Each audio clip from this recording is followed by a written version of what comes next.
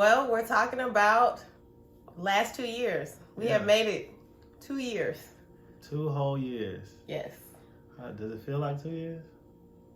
Not really.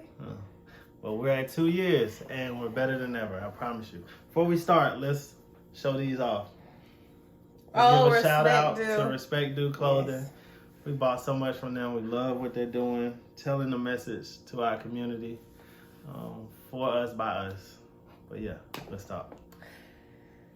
So we're gonna go into kind of what's been going on these last 2 years, and we're gonna break it down into little segments, and we hope you enjoy it. And we want to hear from you as well. So when you're listening, just know, like, we just being real as possible. 3 things least expected. Ooh. The first one for me is I didn't expect to have to deal with exes, past relationships, and it's been a lot. Yeah, I got 2 of them. Yeah, 2 of them, but one more than the other. Dealing with custody, I didn't know that I would even have to deal with it. But you know, I'm here for my family. I do whatever for my family. But we've had to deal with custody battles, guys asking for crazy things, and just not respecting our household. I can't speak on what the reasons are. But it's just something, I mean, growing up, I only expected that from crazy ex-girls. No disrespect. Baby mama drama. Yeah, baby mama drama. I haven't had none of that. Actually, we're actually cool with his baby's mother. Yeah. So it's actually kind of flopped. Yeah, psycho. We'll get into more of that later. That's one thing. Well, for me, it's addictions and mental health. That's been something that has come out in the last 2 years. And recently, just this past week, Trey has celebrated a whole year sobriety. Yeah. And, you know, when we got together, that was something that I was aware of, but I had no idea of the complexities that go with mental health and raising that awareness, and my own mental health stuff that I was going through. I mean, from codependency to insecurities, to depression. I mean, we'll get into it, but that is something that's definitely surprised us, the revealing of underneath. You hear about baggage and trauma, but we're witnessing and trying to understand it firsthand, and it's a whole different animal. You know, I think a lot of people avoid it, and that's why relationships don't work and all, but we're facing them head on. And it's a lot, but it's only making us stronger. And the truth is, everybody comes with something. Yeah. So definitely. I think that's something that we've definitely have learned, and we'll definitely continue to share.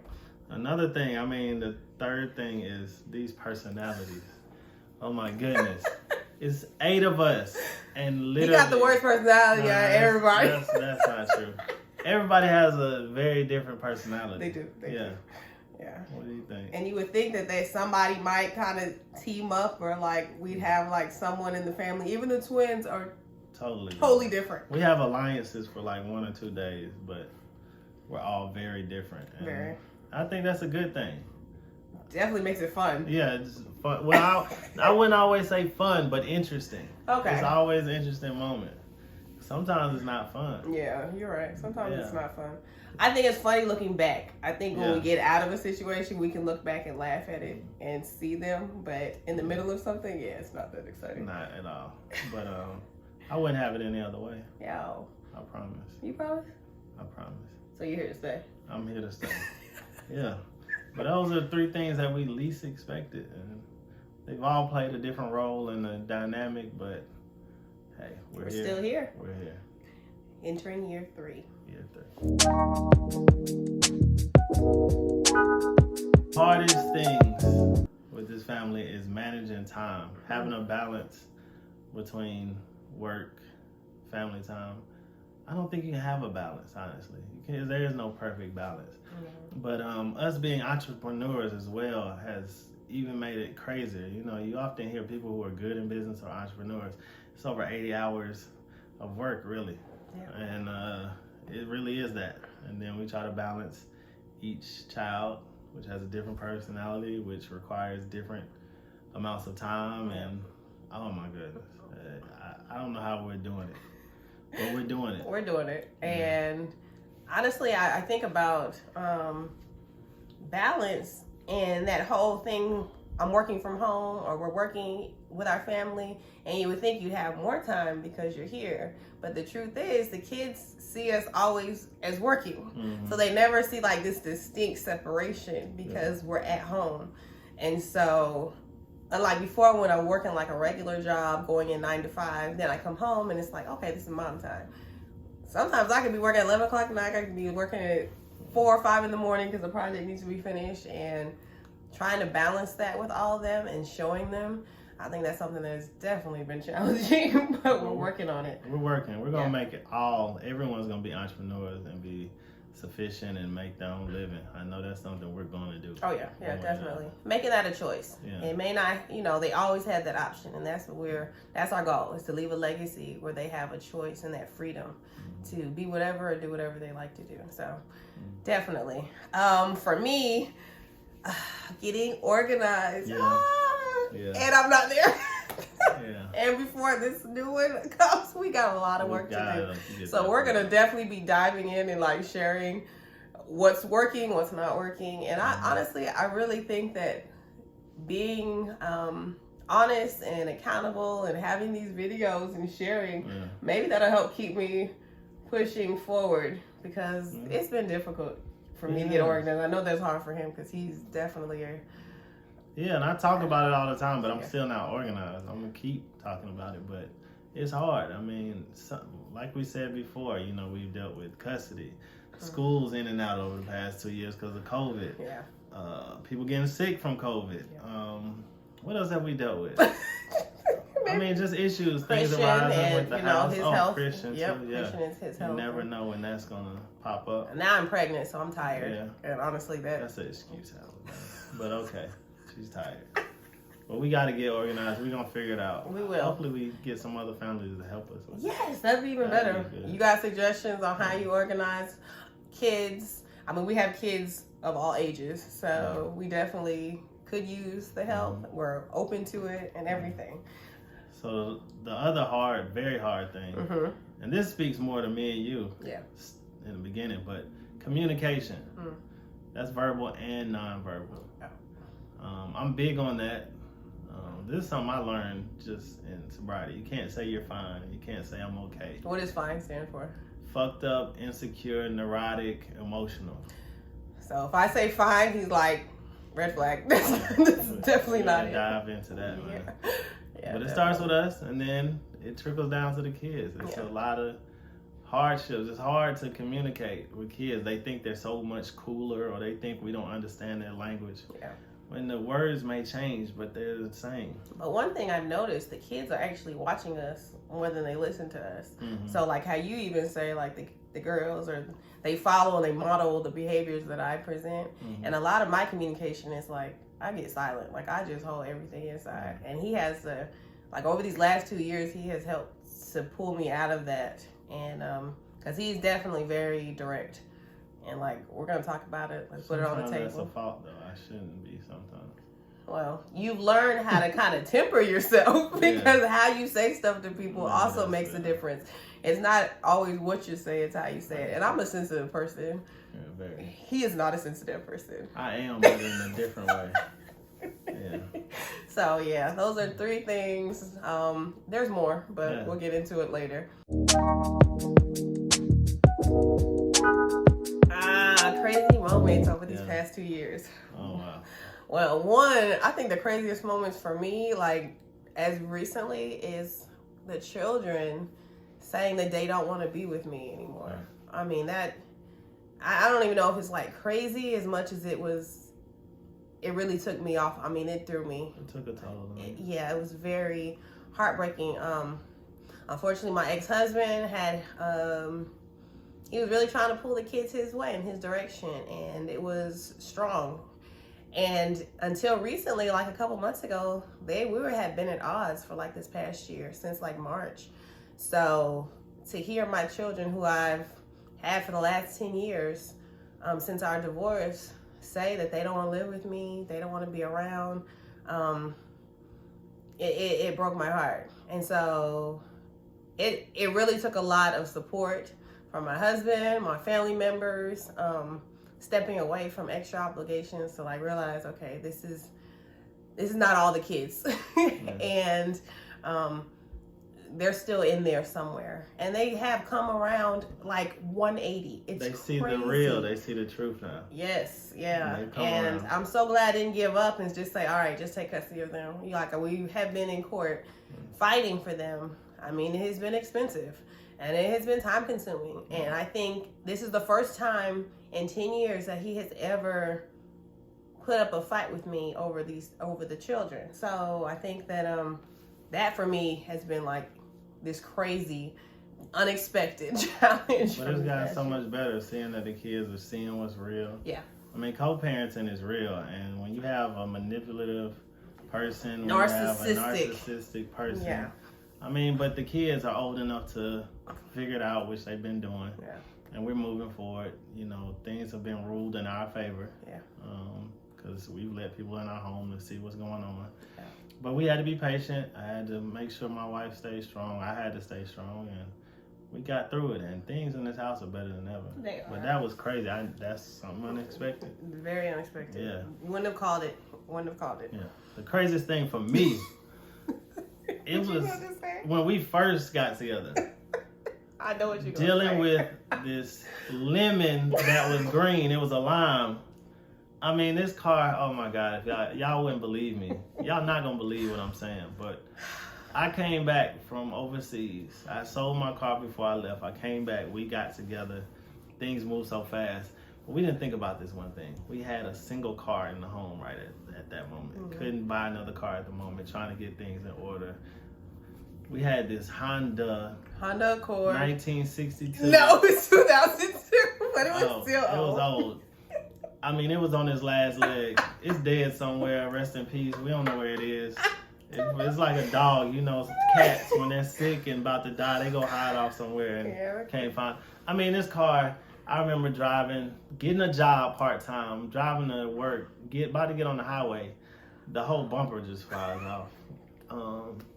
Yeah, it used to cut off. In the middle do that with you. It didn't like her, obviously, because it would cut off at different times. Oh my gosh! Even with the kids in the car, we just be sitting there, and the kids be looking like, "Oh my God, Mom is hot." I'm like trying to crank 5-6 times. That thing, the bumper fell off multiple times. Oh, like, we taped it. Yeah, I can't stand one. Oh my goodness, I can't believe it. It's 8. Keep in mind, 7 most of the times, but 8 of us in a Honda that seats 5, really comfortably 4. We shouldn't have been. Really, nobody comfortably. we took turns trying to. Oh my God, we didn't like to be seen in that thing. I remember that time we went to a dinner. We dressed up. Yes. Black tie. We parked down the street walk. Oh my goodness, we parked away from you. We weren't going through valet. No, they would have not brought. No, I don't think a valet would have drove that. They would have never brought it back. But that car, that was the craziest moments, just being in that car, and we've come a long way. We're so grateful. We're so grateful. So grateful. Yeah, it got me through some things. So that car got me through some things. Yeah. But definitely glad it's going. Oh, we got to talk about that more. That would take all day. What's another crazy moment? Oh, so we got married at the courthouse, September. So in September, 2019. We had our wedding in July the following year, here in Atlanta. Mm-hmm. And we thought it would be a great idea to go on a family moon afterwards, go for a week somewhere with the whole family.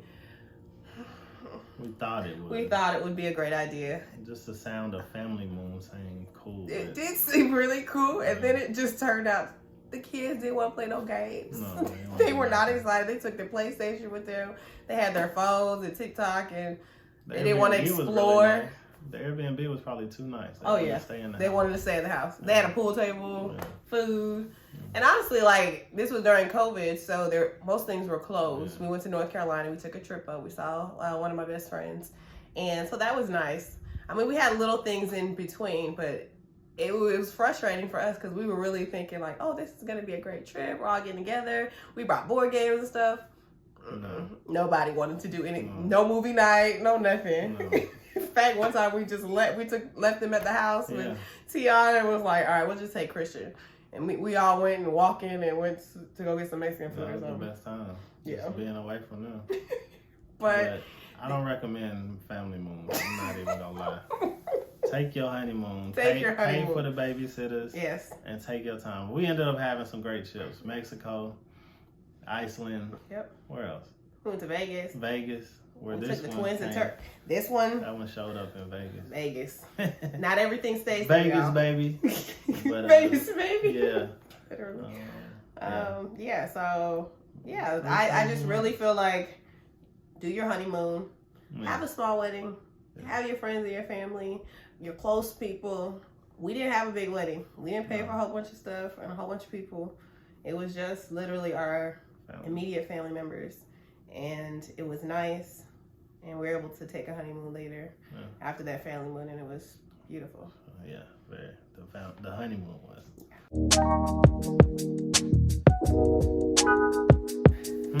How we keep it alive? Oh, she is the most corny person. It's so hard. No, I'm just playing. It's not hard at all. Like, for me, I think for both of us, one of the biggest things is the misconception that romance is just physical. Yeah. I think it's pretty much the total opposite. It's like foreplay with your words or foreplay with your actions that aren't sexual. I mean, I enjoy just the small things. Me and her just do small things together, going out, us understanding each other, knowing what each other really likes. Not what we say, but what we actually like. Being able to have a common space or common goals, common just ideas, things that we enjoy in common. I think that's what really makes the romance. It's not just the physical act of sex. I mean, it starts way before that. Yeah. And I think that's really what makes the romance real. Don't get me wrong. We love to have sex. Like, that's a good thing, too. Like, we definitely love to get intimate with each other. But there's more to intimacy than being physical. Yeah. And like you were saying, like the conversations that we have, that's something that does big for me, is asking questions and not asking questions and having like talks that are beyond surface level talks. And I think over the last 2 years, we realized that in the beginning, most of our conversation is we're kind of treading around each other and making sure we're safe and we're not like provoking each other in a way. We're scared to lose the other person. You know, I feel like if I say something wrong or if I answer this 100% honest, it may start some type of it might start some not altercation, but just like I've looked at you funny a few times when you said some little weird stuff that you enjoy, but we kept it going. Anyway, I'm just saying, like, for me, it's our conversation that keeps the romance for me alive. It's the fact that I can talk to him about literally anything and know it's a safe space. Like, I'm safe talking to you. I know it's not going nowhere. Yeah, I'm just gonna judge you internally. No, he says stuff out loud. Like, no, he'll come for me. But I know we're on the same team at the end of the day. Like, he's not out to get me. And I think that the fact that we have this humor and he can laugh at my shortfallings or whatever, and I can laugh at his, and we can laugh together and it's still good, and I can still make out with him and know ain't nothing changed. I think that's a beautiful thing. Yeah. And another thing for me is being spontaneous. Spontaneity is really good. Just doing random stuff. Just things that, okay, you wouldn't do on a first date or you wouldn't do with somebody you're just trying to get comfortable with. Just do the most random stuff and don't worry about judgment. Like, we could be walking down the street and I'd say, let's run off somewhere and do something stupid. I mean, she doesn't run a lot. But I'm just saying, we can just do anything. Like, we can try the craziest foods. We can... Yes, I will definitely try everything. Yeah, and we can go to the craziest events. I mean, corny stuff. We're even planning to do Comic-Con and stuff. Yes, we are. We're something I would never do in a million years, but now it's just being spontaneous and we're gonna do it. If we see something online or opportunity to take a trip, let's just go to the most random place. He's even doing a TikTok video. Like, that's exciting.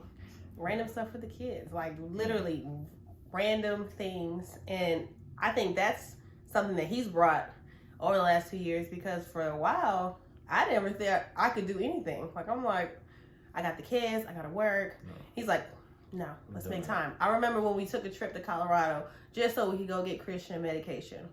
We were driving, we had stopped at Dollar General for something, and I was like, I really wanted to go to Colorado. You know, they have some THC that you can't buy here. And he was like on the phone already looking at flights. How do we work it out with the kids? Figuring it out. Let's book it. Let's go. And I'm like, no, what if this? What if that? No. Like, we're going to figure it out. We'll make it work. We'll make it happen. And it did. It happened. And it was a wonderful trip. We got the stuff that we needed. And it really showed me, like, I put more limits on myself than anything. Like, Let's just do it. Yeah, like, do it anyway. So I think that was definitely fun. It was a fun trip. Yeah. And, yeah. Yeah, I think, honestly, to me, it's easy to keep the romance. People just don't try. Or maybe they try too hard. I don't know. Or maybe you don't know. Like, sometimes I feel like, got a whole bunch of stuff on my face. No, you're good. Oh, I feel like sometimes you second guess yourself. Mm-hmm. And Can't do you're always trying to, like, be in the other person's head instead of just trusting that they fell in love with you for who you are. Exactly. So you don't have to be like nobody else. You don't have to, like, try and, you know, fit into some other mold or whatever. Be true to who yourself, your authentic self. Let them be true to their authentic self. Let them be comfortable being them. Give people that space. And then the love just flows. Like, that's just what love is. That is. Yeah. I enjoy it.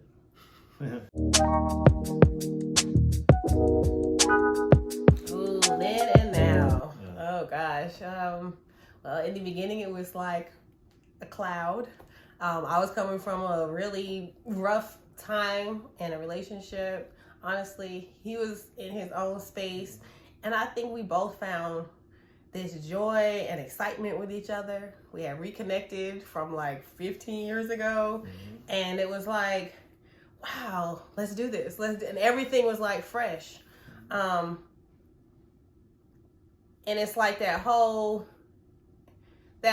idea that nobody can touch us, but we hadn't really even seen our true selves yet. Like, there was still so much unraveling to do and layers to be peeled off. And I think that now that we are at the point where 2 years, we've been through some things. I mean, you would think like, oh, just 2 years. No, we're going to dive into like some of the things we've experienced, but from each other, from our exes, from our insecurities, from being reactive and proactive, and just communication, keeping things from each other, and realizing like there's nowhere, you don't have to hide.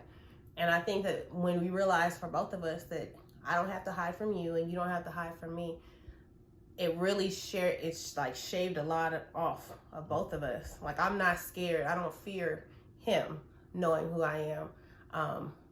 And in the beginning, it was like I was trying to be who I said I was all the time, you know?